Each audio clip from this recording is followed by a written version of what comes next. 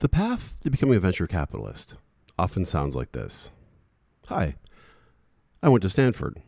Or, hang on, sometimes like this. Hi, I went to Harvard. Sometimes like this, not as much, but hi, I went to Princeton. Followed by, and I worked at, take your pick, Facebook, Google, Bain Capital, McKinsey. And then I fell into being a venture capitalist. Oh, and my dad was a venture capitalist. Well, folks, that is not the story of my two guests today. I'm Kent Lindstrom. I am a venture capitalist at the firm 8-Bit Capital in San Francisco, California, where we invest in seed stage software companies. And my guests today are Danielle Strachman and Michael Gibson of 1517 Fund. Danielle and Michael do not subscribe to the idea that you need to be highly credentialed to build a company in Silicon Valley. They don't subscribe to the idea that you need to be really at all credentialed because their 1517 Fund got started famously, when you might remember, Peter Thiel was suggesting that people who were building companies should just drop out of college. That's right, drop out of college and get going. Well, this episode has everything. Peter Thiel, like I said, the concept of burning the paper belt. What the heck is that? You're going to have to stick around and find out. And 1517 has been sticking there in your head, hasn't it? Well, if you're like me, I went to a public high school. You had to go look it up. You're going to like this one, folks. My guests today, Danielle Strachman and Michael Gibson of 1517 Fund. Welcome back.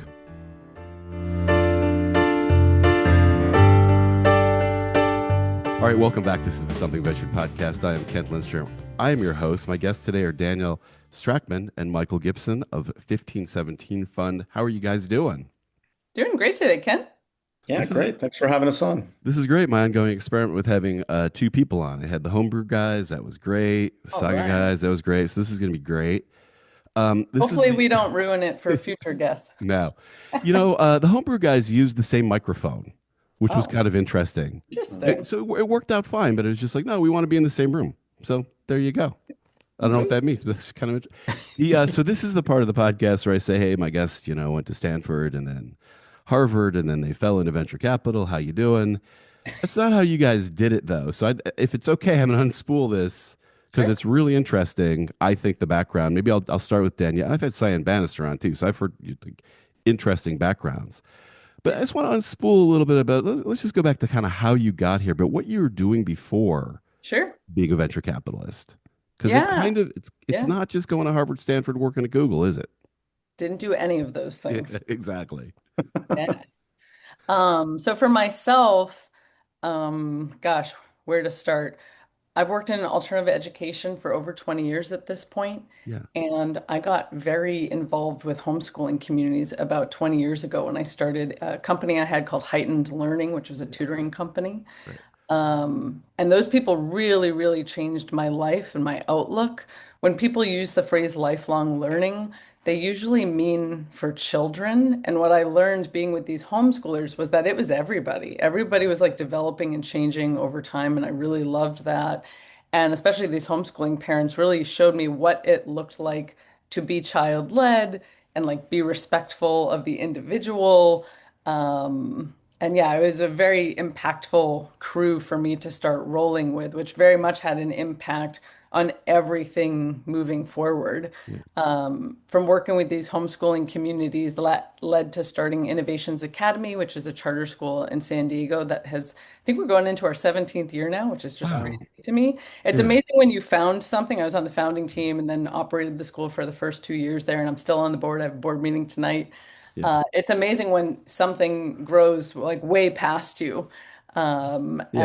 And like remains on, and that legacy is there. And we serve 400 children a year. That school is based on homeschooling principles. And so just for a second here, Sure. I'm not an expert on homeschooling. Well, I'm a venture capitalist, so I guess I'm an expert on everything, right? Of course. I'm kidding. I have a friend who homeschooled their kids, and it's very different if you just explain than what you think. Because what you imagine is, you imagine some like Amish person, the dad goes off to Right. farm and the wife stays home, and the kids are all lined up in the thing, and they don't interact with other kids, and it's very weird. Yep. And my And friend was so- like, My Yeah. friend was like, no, like they first of all, they're each learning at their whatever pace they're learning, which is way faster than school. And then Yep. they go socialize with kids at the end of the Yes. day. They go play sports and all this stuff. They're not Yes. just, it's not some creepy thing where No. they're sitting at home. And in fact, homeschoolers have a term for this. They call it school at homers. Um, Right. and that is more of the like, yeah, we're doing school at home. We get a textbook out. We're not necessarily going out into communities. And the beautiful thing about homeschooling is there are all kinds of different ways to do it. Yeah. Um, a lot of the people that I worked with in the past and know now when they're homeschooling, they're doing it as part of a community, often doing homeschool co-ops where different parents are taking on a facilitator role for different subjects. Um, Children are becoming experts in areas very, very quickly these days. And so some of them might be presenting about like, okay, hey, here's like the history buff lesson this week kind of thing. So a Yeah. lot of it is done in community. In the Bay, there's I think it's the Bay Area gifted homeschooler community. They get together, they do park days, they do field trips. We've actually invested in a company called Moonrise Uh-huh. that is very much taking this model of a children's third space where children can go and get dropped off and do a podcast Yeah. or hang out in the library or use all the materials they have there for any amount of time. They can be there for 2 hours, they can be there until it closes. They do field trips, things like this. And this is a much more common way of homeschooling now. Yeah. Don't encourage the kids to do podcasts. There's too many podcasts. I know. Yeah, God, for exactly. God's sake, go do something else. Write a song. It is kind of by the way, buried news story in the last couple of days. The Department of Education, such as it is, came out with their "How Kids Are Doing Learning" thing. Oh, interesting. Terrible, like Uh-oh. worst at math, like in the United States, like worst at math Yeah. since '92, worst at reading, but I whatever. saw that headline. That was Yeah, depressing. ugh, Yeah. ridiculous. Well, Okay, yeah, so, I mean, it speaks to like it's everyone's like, oh, if you change the school system, how will kids learn? I'm like, they're not learning now. Like, how do you accept yeah. this? Yeah, I don't know. I feel like we had it after Sputnik for a little while, and people were Yeah. learning and something's gone wrong. So how do you get? Okay, so now we are well into our not this is a venture capital Oh no, typical story. we love the How do you tangent. how do you to take? We'll get to 15, 17 together. How do you get from here just to the threshold of being a venture capitalist? I mean, for us, a lot of it was being at the Thiel Foundation. And both Mike and I wound up at the Thiel Foundation in kind of wily ways. But it was running that program, working with the Thiel Fellows, seeing some of the outcomes over Yeah, time that in year 5 of running the program, we said, hey, we could scale what we're doing. Sometimes we call 1517 Fellowship 2.0. yeah, And what we noticed, and things are changing over time. I think venture capitalists are more open uh, to young founders. That said, I think they're less open to non-pedigreed yeah, folks. And we'll talk to anybody. But what we saw was that, especially 10 years ago, it was very hard to even get a meeting for even our yeah, Thiel fellows. And looking back, I mean, it's pretty absurd some of the intros we tried to make to some of the like yeah. known quantity companies of the world, groups like, Figma and Oil Rooms and things Right. like that.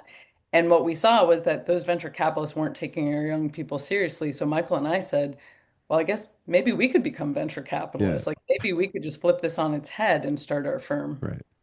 Okay, so you're at the Thiel Foundation is what it's called, right? Yep. Yeah. All right. So Michael, how do you come here? You went to Stanford, you went to Harvard, you worked at Google. Some Michael would have gotten Well, kicked out of Google real fast. By the way, yeah. you think I make that joke sometimes with venture capitalists, and they're like, "No, I went to Princeton, then Right. Stanford, then Amazing. worked at Google." But Um, so how do you come to the yeah, into well, this I world? mean, funny enough, I did get pulled into this because I was Stanford related, actually. Oh boy, So, yeah, Danielle, maybe, I don't know, more background for your listeners. Danielle and I were on the founding team of the Thiel Fellowship, which is yeah, Peter Thiel's philanthropic effort. You know, it became famous because it sounded like we were paying people to drop out of school. 100K grant to 20 people a year. Had to be 19 and under to apply. yeah, But I that was not why I was hired. I met Peter, maybe a month and a half before that, and this is the Stanford connection. He was set to teach a class at Stanford Law School. on philosophy and technology and politics. And my background is I thought I was going to be an academic philosopher. I spent a lot of time in grad school. I've been to the inner temple of Wow. academia, Yeah. and I had seen it was empty on my own by my own Right. kids. And Right. so I did not finish my doctorate. I dropped out. I was a journalist for a time for MIT's Yeah. Technology Review, and I came into Peter's orbit through the Seasteading Institute. And so we just talked, and he's like, "Hey, I'm teaching this class. Could you help me do that?" And I was like, "Well, that sounds cool." Yeah. Um, so I took that job, and then I showed up to work the first day, and this is I could tell because it was my first day. It was I could tell you what day it was. It was September 27th, 2010, which is like 15 years ago. Will be Yeah. this coming September 27th. And and I arrive at work, and I guess on a plane ride the night before, Peter, Jim O'Neill, who's now head of the CDC, which is kind of crazy, but Wow. he came to my desk, and he said, we had this idea on the plane that, maybe we want to do an anti-road scholarship. That's what they called it first. Yeah. And we're going to give out these grants. So, but we got to announce this thing at TechCrunch Disrupt and he'd come with me. So I get in this car with him and Peter, and we're like talking about what this thing is, how much money. So anyway, just got sucked into this on day Yeah. one, and it wasn't planned at all. And then Danielle, through connections, Yeah. mutual friends that she had with people at the Thiel Foundation, was brought on to bring order to this chaos. We had nothing. So, Right. So, 2 weeks later, Danielle joins. so you decided to forego the sweet philosophy money that you were going to be making and become a fish. Yes. So you guys are together. So you guys have been together as partners for 15 years, right? Yeah, That's the thing. So wow, that's a my, long Even time to work we with we anyone. met at an Yeah. old seasteading event that started as a seasteading event called Ephemeral, and we have our meet anniversary on the calendar, which even precedes working together by a few months. And so, wow, yeah, it's always wild of like, wow, we've it worked together for a long it's a time. thing. I've talked to a few people about this in venture capital. The homebrew guys have been partners forever, and Yeah. they have a new fund that has no LPs, which Oh, wow. tells you how much That's money. amazing. So they're just self-funding it. Yeah, I That's think I mean the whole baller. the implication is they did so well somewhere along the line they don't Yeah, need LPs, Amazing. totally. but they love working together so much that Exactly. they're doing another fund, Yep. which is interesting because there've been another this is way Mm. inside baseball, but there've been a lot of venture capital funds lately that have come together, people who hadn't worked together before and came apart before Yeah, very long. Oh, of So course. 15-year relationship is pretty amazing. right. So Yeah. Yeah, what? I've wondered about like these big funds, Sequoia, Benchmark. They have they've figured out succession in Yeah, a way that works, I guess, for them.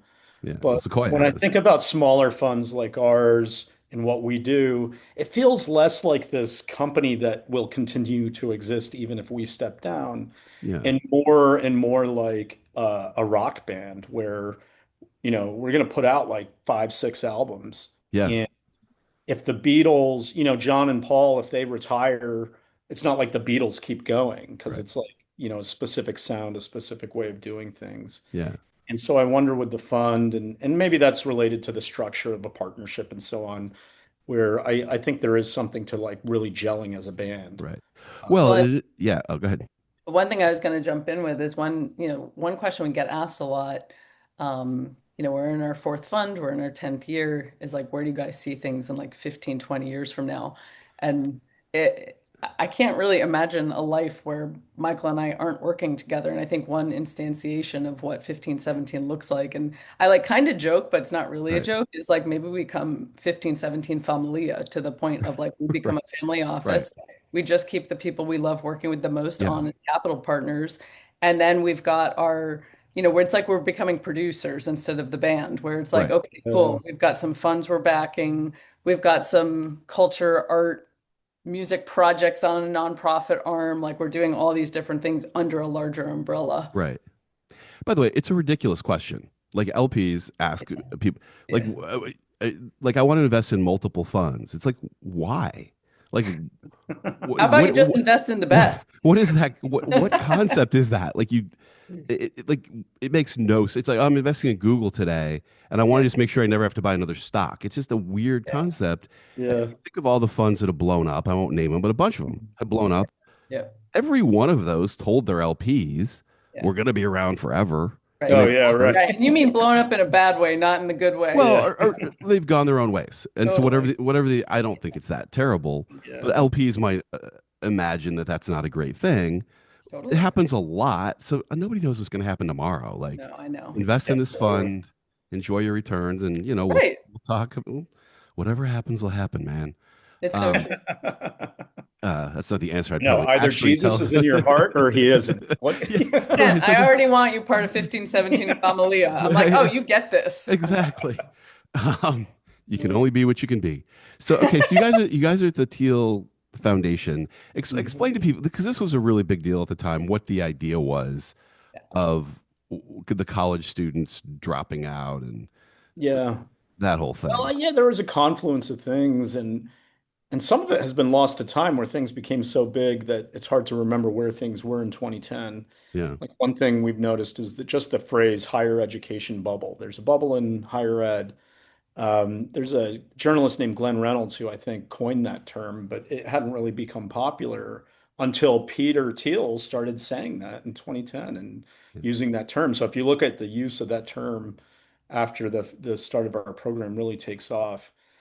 So I think in Peter's mind, there were a couple trends. One was the uh, just extremely skyrocketing high cost of tuition and the debt that people were taking on in order to pay it.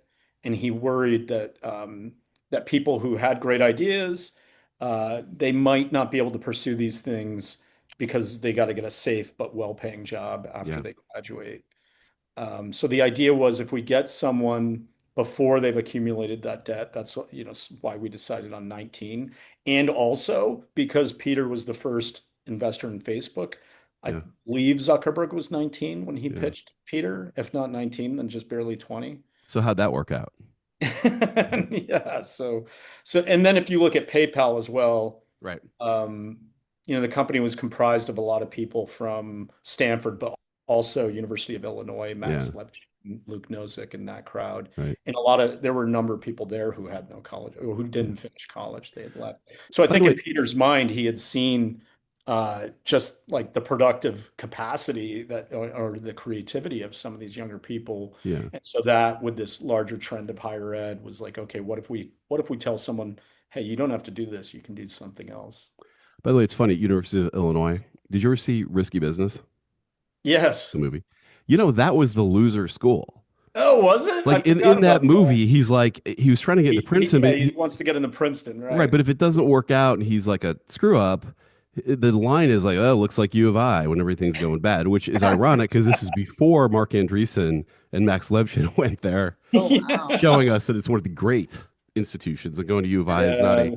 loser school at all. I know Uh, that. I mean, in terms of overlooked talent, we meet a lot of people at great schools like that, these great state universities where, for maybe they want to pay in-state tuition instead of some private tuition yeah. on the East Coast. And It's an interesting. I've had a number of black venture capitalists on, and one of them was talking about, why aren't there more black entrepreneurs? And one of the things he posited was that if you've been through whatever you've been through, because you're, a black guy, you got into Stanford, when you get the offer from Goldman Sachs for $900,000 a year, mm, you kind of take it because you're yeah, like, I've seen enough. And where if you're a person who just hasn't ever had a problem and blah, blah, you're like, I'll just drop out.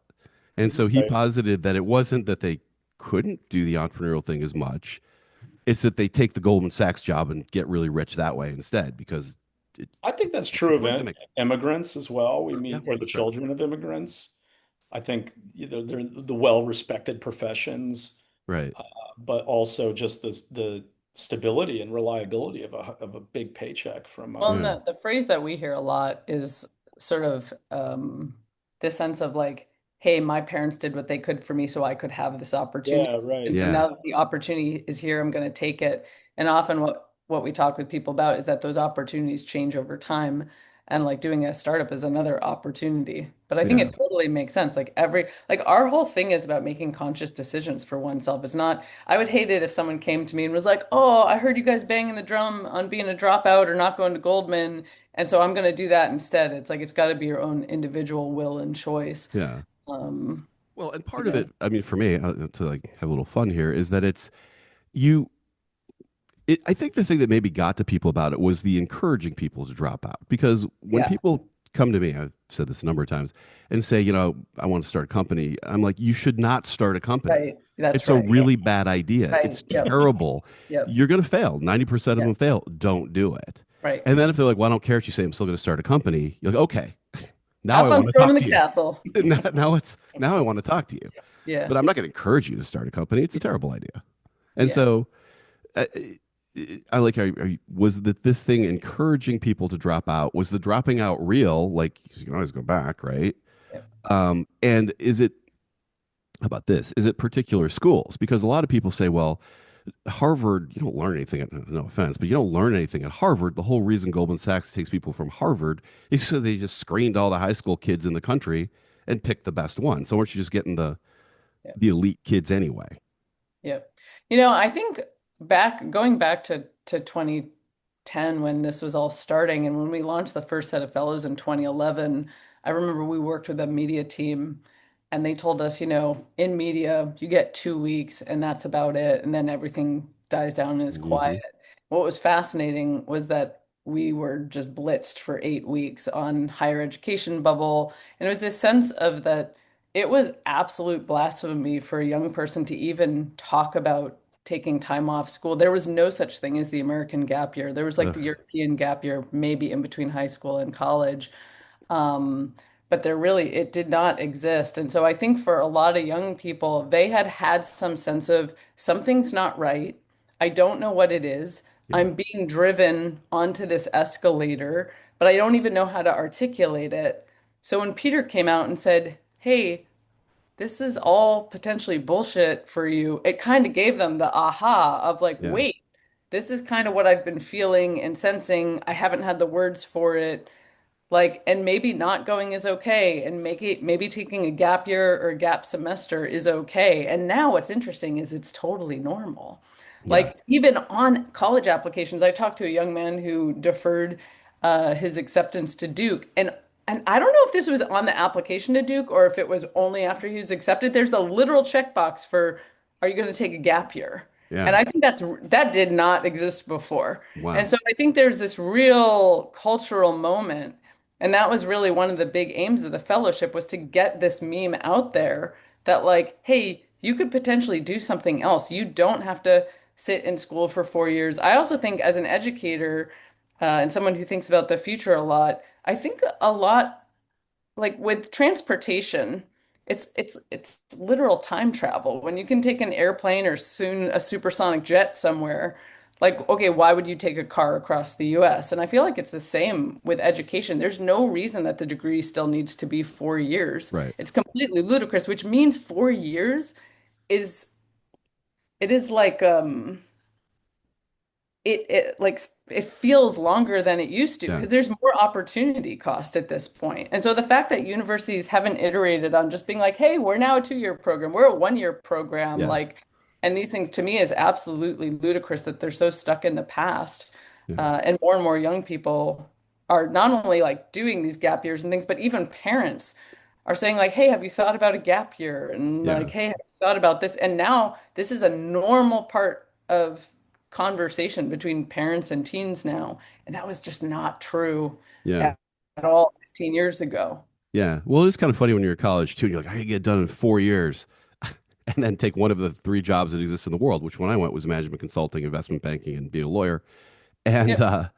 then you get out and you're like, wait, I now have like 50 years to do this. If I'd taken 1 year to go to Europe, I'd Yeah. still have 50 years Right. It's a blip in the to radar. do Yeah. this. But at the time, you're like, gotta go, gotta get into that Yeah. banking job because Well, and the world of work has really changed a lot. The idea that you would be at one institution for your entire career is very long gone. And when I hear about young people like Gen Z who are at who are hired somewhere for more than 2 years. I'm like, oh, they've done a little bit of a tenure, and like Yeah. that was not true before. Mhm. Yeah. So this idea that you would do the same skill for a long time and not be upskilling all the time, the fact that you're not going to be at the same institution if you get a job. There also isn't that loyalty, like, pensions and things like that, like are just very few and far between. So Yeah. so much has changed that university is not Yeah. cut up with. Well, boy, were you guys on trend with this one. I mean, what do you make of the Yeah. past couple of years? I mean, Mark Andreessen has said has said publicly the quality of students that started coming out of Ivy Leagues, I'm pretty sure I got this right, in the last 10 years is terrible. They can't do anything. Yep. They're in HR in week two, as only Mark Andreessen would say.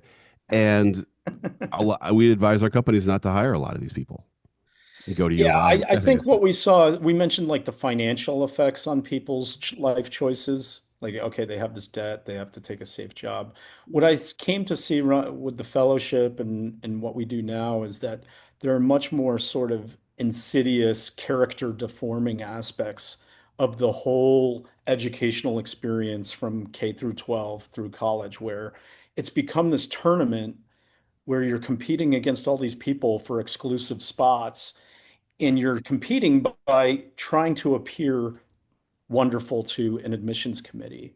So Yeah. it's like you start to choose to do things, the vacations you take, Yes. which preschool you go to, which philanthropic activities you undertake, all of this to impress some committee. And then it sort of carries on beyond that into the professions and so on, so that by the time you come out of that, you've actually stripped yourself of all of everything that makes you unique. And maybe you've lost your curiosity because you're no longer choosing to learn things for their own sake. Instead, you're doing it as a means to some other leg up into one of these established institutions. And what I hate about the whole thing is that, yeah, I think it means we're less creative as a society. I think people are just more and more homogenous coming out of this beast of a thing. I mean, that's probably why I'm a little more harsh on Yeah. higher ed than Danielle is. Yeah. She's like, oh, life choices. I'm like, no, you by entering this tournament, you will suffer in some Right. ways that maybe you didn't anticipate. Well, and it will shape you, but Yeah, in Yeah. very unanticipated ways. right. Yeah. Yeah. I'll tell you, people don't believe me. When I grew up, San Diego, California, it came to be summertime. It's like summertime. See ya. Yep. Uh, be home by dark, Yeah, right, roughly. exactly. Yep. That's Get some books at the library. I'm going to sit here read Lord of the Rings under a tree. Going to go play pickup baseball. Do nothing for a yep. whole Yeah, summer. No, that's you know, Right. exactly right. You weren't Danielle thinking has a about term what hot she uses called a internship should you yeah, have. nope. You want to find the other kids? All their bikes are in front of somebody's Yep. That's house. right. Not locked right. up, by the way. Um, Yep. so, okay. So Yeah, this we is use fun. this term unstructured time and Yeah. that's what's missing. That's what you're describing. But we like try to build this into what we do now, You just where rebranded summer. Yeah, Like, basically. what's Well, wrong with it's that? funny because we have a teen camp that we run. Because at one point, a few years ago, we were like, all right, we got to go younger. Like, we got to reach more into high school and younger high Yeah. school. And so we started this camp we call 2E from the education literature on twice exceptionalism. And it's 30 teens that we're running it our third time in October.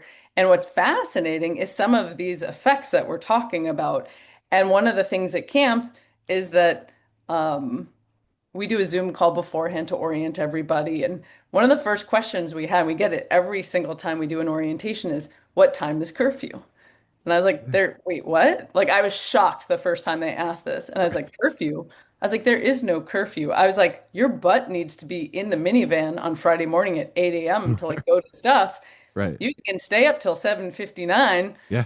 but your butt better be in the Yeah. minivan. But like, and then it was funny, even though we set that expectation, even the first night of camp, hey, what time is curfew? It's like, no, there's Right. no curfew. And I remember I think it was the first year, maybe it was the second year.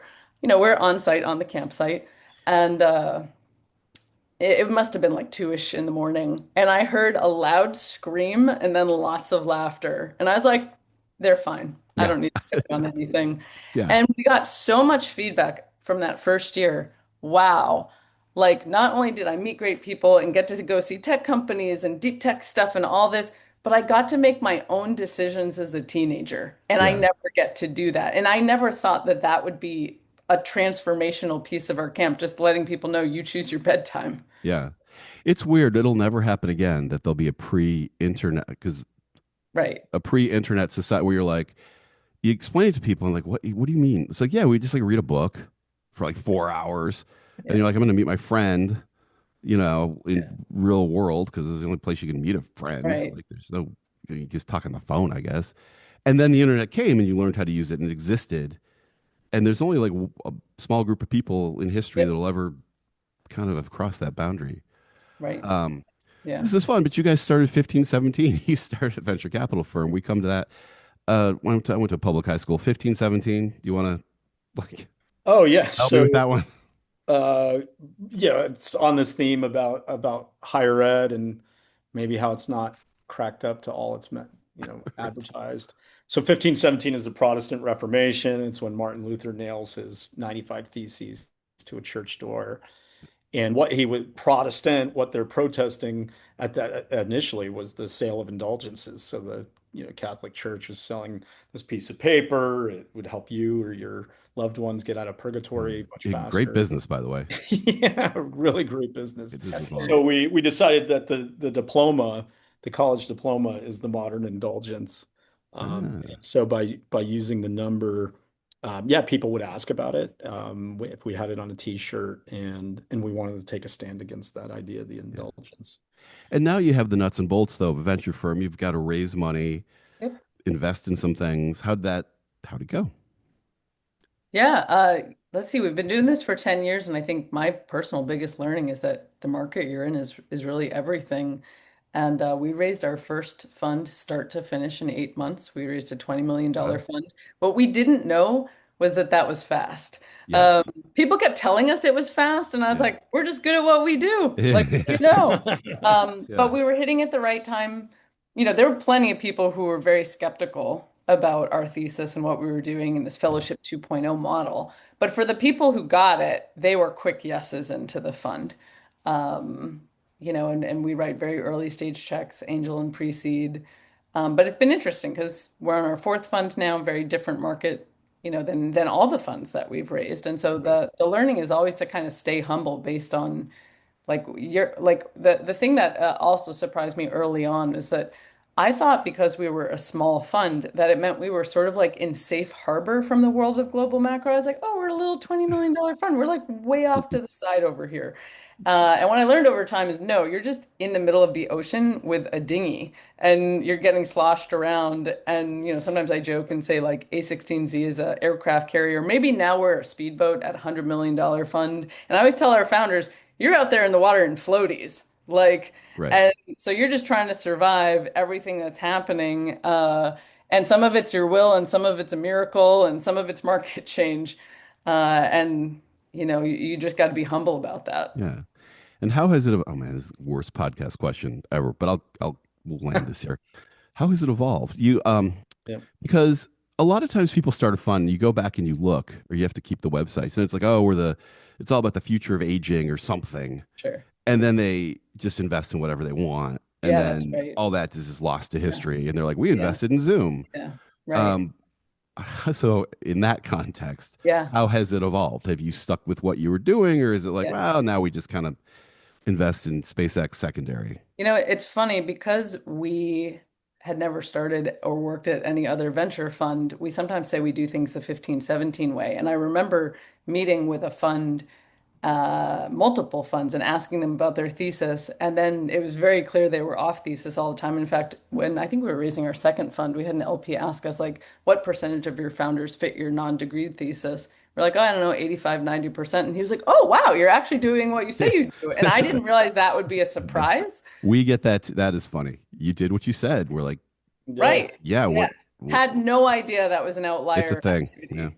Yeah. But Michael, you want to pontificate a little bit about some of I mean, we've stuck very much to what we Well, do, but yeah, we've we also we evolved the thesis. so yeah, we still invest in people who don't have college degrees. That's the vast majority. We will break that from time to time if we meet a mad scientist and he has 5 PhDs, but Yeah. convinces us he's working on the frontier of something cool. What has evolved is the size of checks that we're writing. When we started, we'd mainly do like a 250K pre-seed check. Now we'll do up to 1 million in the pre-seed. Right. We've also branched out doing that. We have like a 100K check summer program we do, um, little things like that. But by and large, the strategy is the same. We love being the first money in.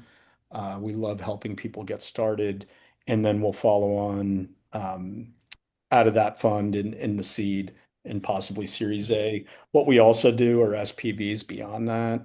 So that's another thing that's evolved where it's like as our outlier companies have gone on to do amazing things, it's been interesting to see that there's appetite for our investors who are mainly like, Silicon Valley type people to family offices. It's like they want access to those deals as they mature through mid to late stage. So now we're like this multi-stage fund in a way where our primary activity is talent sourcing and a little development, but like we're making investments across the life of a company from all the way to IPO.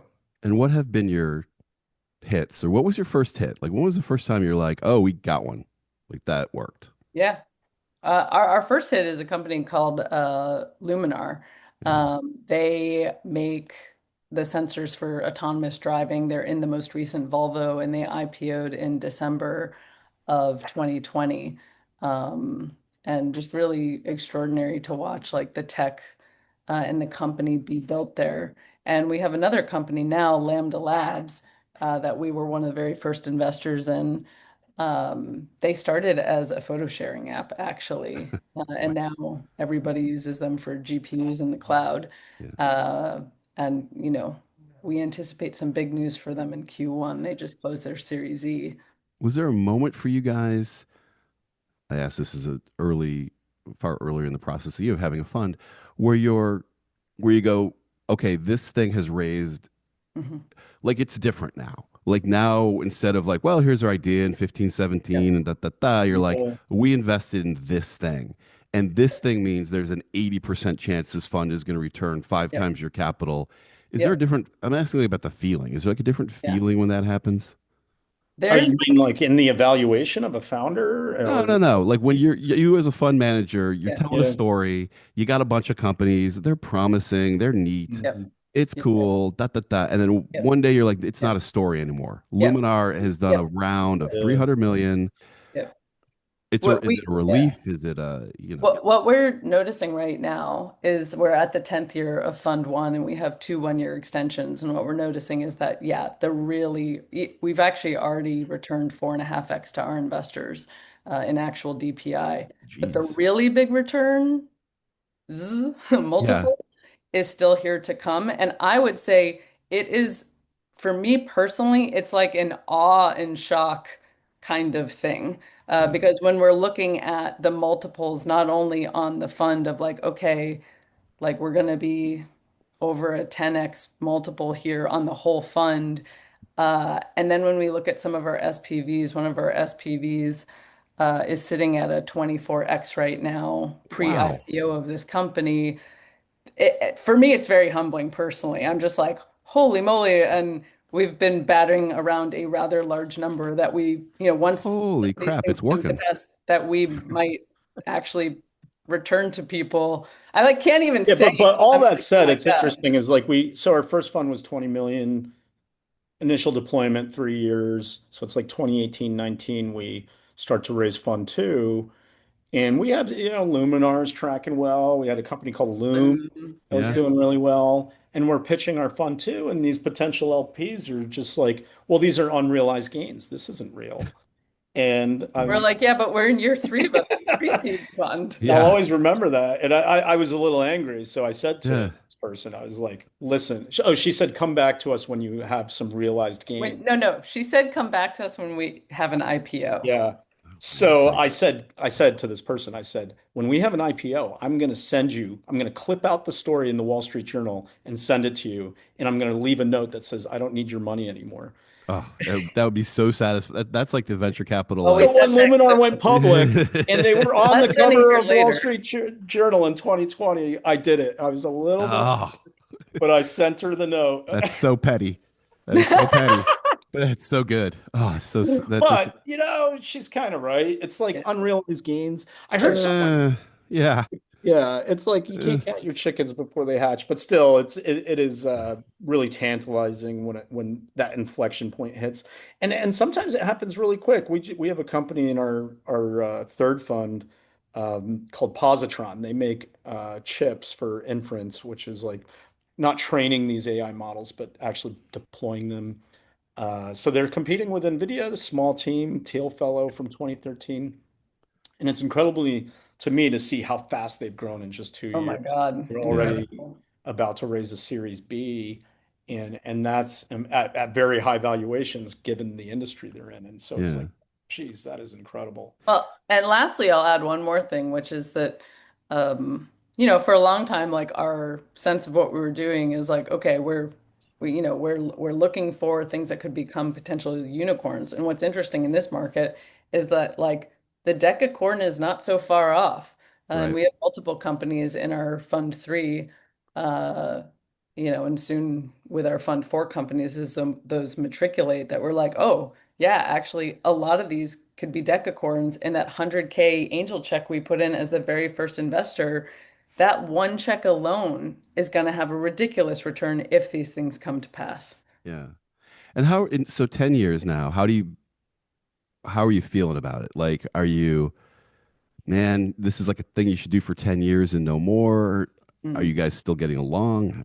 Oh Tell me yeah. if you're not, but Yeah, yeah. like, how do you look back? That's a solid, I mean, I've had a number of people on who lived their careers. I just had Frank Rotman on, and they've had multiple phases. He Sure. basically founded Capital One, then he did QED, any one of which would be a whole career for anybody else, and now he's doing a new thing. Is this it where you're like, this relationship's great, on we go, or I'm going to go back and start another school, or how are you guys feeling? Oh my God, I'd have to be a glutton for punishment to want to go start another school. I know too much now. I've been to the inner temple. Yeah, Um, yeah, I mean, for me, I'll just speak for myself here. Maybe Michael will throw some strange curveball, but we love working together. And not only that, like the team that we've built is really incredible. And when we first started 15, 17, what kept me up at night was how on earth are we going to find other people who are going to treat young people with respect, not talk down to them, be excellent mentors. Like, what is that going to look like? And in hindsight, everything is always much clearer. But it's like, okay, people we worked with at the Thiel Foundation, like Nick Arnett, people who are at partner organizations like Zach Slayback, though, they came on actually like 8 years ago at this point. And then other people we've built on the team have been previous founders or people who worked with other partner organizations of ours over time. And so I just feel really amazing that like we've assembled this team that can do more for more people. And I feel really good about those conversations that are happening. I don't feel like, oh gosh, I've got to monitor how this person's talking to a young founder or train them yeah, because they all used to be young founders. And so for me, it just feels really, really good. And actually, I really feel like with our fourth fund now, we're catching this super interesting stride and period of time where in the last 2 years, young people working on harder and harder problems, the barriers are becoming lower. And so we're funding younger people working on harder tech problems. And that to me is like the sweet spot of just people working on crazy inventions and getting them started, at 18 or sometimes even when they're in high school with a venture check. yeah, Yeah, I would double down on that. I think in a sense we joke sometimes that we are a school because That's true. it's we're a little bit like the X-Men Professor X. He has this school that he runs for mutants, and it looks yeah, different from other schools. right, But the students are quite extraordinary, and I find because we're working with younger people, because they're working on the frontiers of science and tech, it very much feels like this alternative university that yeah, we've got going. It's really self-directed. It's a little bit like homeschooling CEO slash scientist, so different in that way. But it is very much like resembles that because it is an education for them and for us. And so I get a thrill out of learning about all these different things that people are working on. yeah, So I love that thrill. Your last question before about the feeling, I guess you do get used to things where when the fellowship started, it was like blew my mind when someone raised a Series B and the company was, on paper worth $80 million. Like, wow, that's a lot. And now it's kind of crazy. It's kind of like big wave surfing or something. You get used to the 6 footers. Now you're out there trying to get 100-foot wave. Yeah. And it's Right. and you're just doing it. It's a It's like, little okay. addictive. Yeah. It comes through that you guys get along. Like you can just kind of Oh tell yeah. from talking to you guys. We've Well, had and we had to yeah, learn to, not to keep everything like super rosy as if we've not been through hard times, but we've also learned to like fight well and fight yeah, right. Like it's important to be able to do that. And I think it was during fund two, we were really feeling the pressure of like, okay, we've got to raise this fund. It's yeah. taking longer. Things are harder to do. People don't believe that we do what we do, which is like psychically frustrating. And so then, Michael and I will joke that it's then like the little things that drive you crazy. Like, I don't like the way you wrote that subject on that email. And Yeah. it's like, okay. And usually what we found is that when one or the other is frustrated with each other, for us, our like under the skin problem tends to be that one or the other isn't feeling appreciated enough. Yeah. So usually when something comes up, it's like, okay, hold on, where aren't you feeling appreciated? Like, let's talk about that. And like being able to have that conversation and Right. then sort of right the ship. Yeah. And you guys know it too. Like my partner and I have been together working together for like 15 or 20 years and like we know all this stuff. Like you're not going to be surprised like, "Oh crap, he's got that characteristic." Like Yeah. the good stuff, the bad stuff, you kind of Yeah. know all of it. And we've actually had LPs. I've done a podcast with my partner Jonathan Abrams and so there's your guest selection process. And he and we've had LPs say, well, one of the things I did is I went back and listened to how you guys got along, and Mm. that's kind of what convinced me that Totally. this made sense. I'll take this home with like kind of a couple last things now. But Michael, you wrote a book. I did, What yeah. the? Where'd you find time for that? What Michael's a like great writer too. It's that's not a just like, oh, put some See, words this on is why we're paper. great teammates here. She's yeah. You're a hype person too. So and tell us about the book title and what it means, and we'll. Yeah, I called it Paper Belt on Fire because there's this growing distrust or lack of faith in By the way, institutions. that could be a sci-fi book, Yeah, like right. volume one of the trilogy, right? Right. It's Like good. what's that Fahrenheit 451? Yeah, exactly. Um yeah, and I'm not like because I thought the universities as one of the major institutions in our country were like but one example of institutional failure. And because we saw, people working on the edge of some of these other failing institutions or struggling, and that could be everything from the Federal Reserve and banks to the media.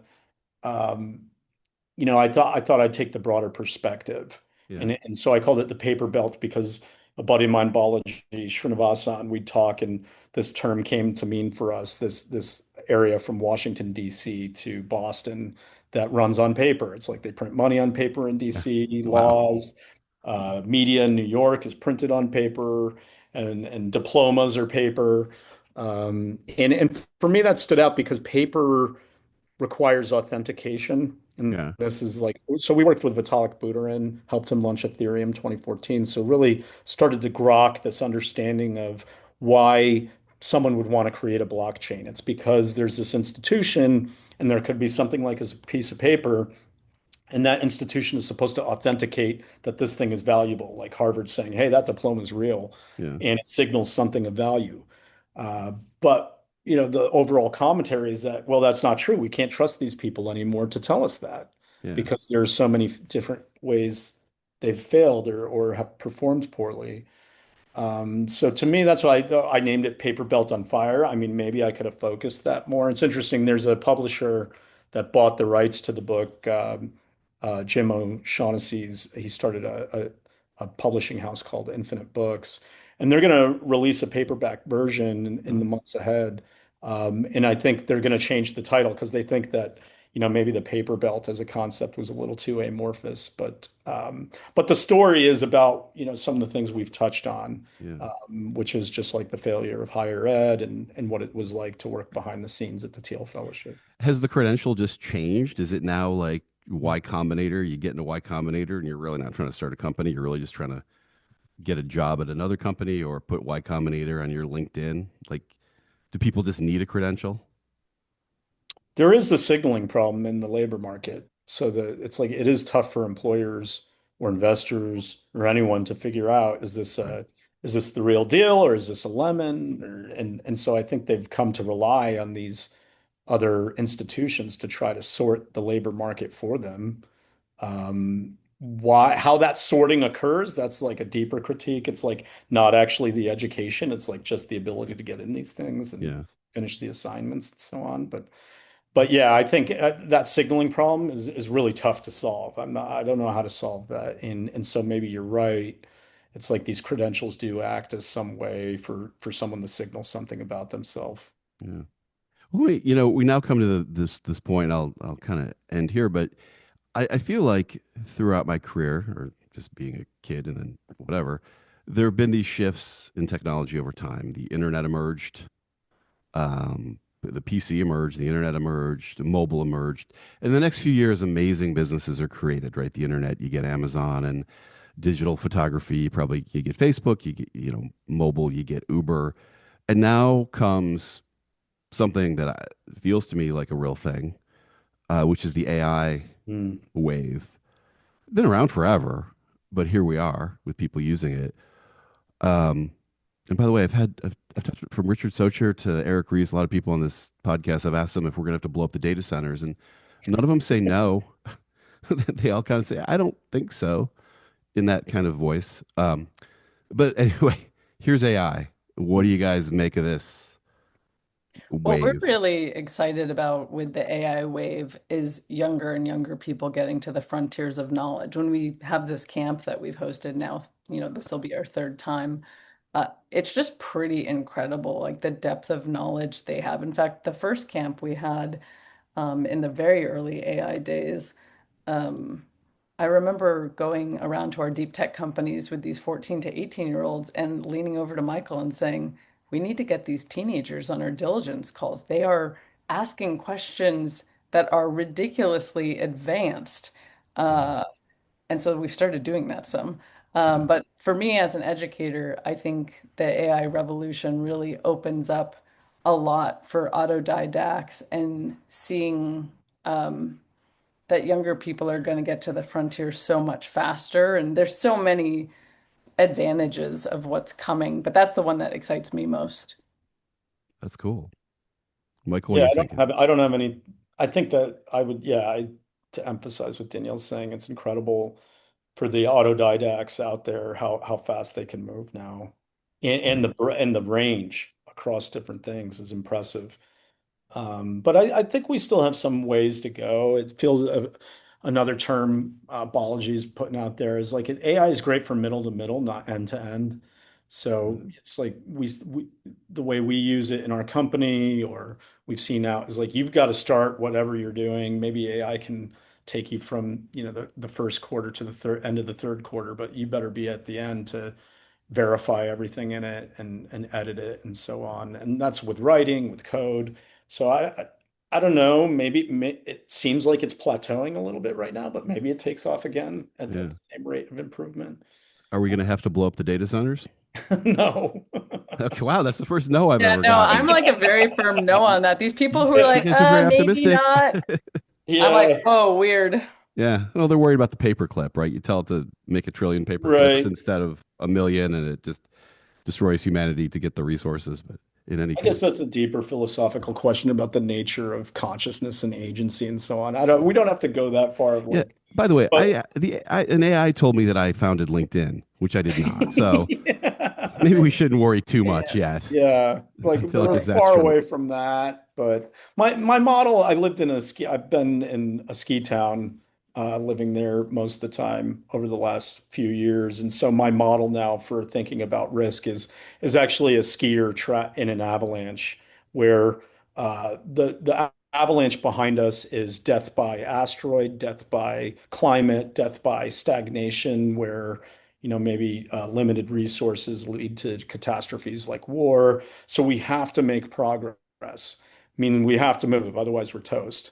On the other hand, if we go too fast, if we are moving so fast we can't avoid obstacles like stones and tough turns, then we'll also die because we'll fall. So there's like some optimal golden mean of the rate of progress that we have to make, where either we have to avoid the threats behind us and we have to avoid the threats of moving too fast. But what we can't do is move still. We can't stand still. I love Whereas I that. think, and I like that model because a lot of the rhetoric on one side or the other is like not acknowledging that there are these two-sided dangers Yeah. going on.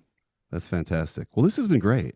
How do people find you? Like find you, your writing, your thoughts, your fund? We're both on X. We Excellent. post things from time to time, but they're also welcome to reach out to us at our website. We have a contact form that we receive and answer. I don't, Wow. maybe the other funds don't do that. They're That's tough. cool. They're a little inaccessible, but we love meeting people over the forums. All right. We write on Substack. We have a lot of old posts on Medium. Love Uh, it. we'll be working in our next website iteration to kind of centralize some of those writings a bit more. But yeah, there's lots of places to find us. All right. Well, thanks so much. This has been great. Yeah, Oh, that's awesome. Thanks wonderful. for having Really me. Uh, fun conversation. all right. This has been the Something Ventured podcast. My guests, Danielle Strachman, Michael Gibson of the 15, oh, it's 1517 Fund, not the 1517 Fund, right? We just called 1517 Fund. Thanks so much. Talk to you next time.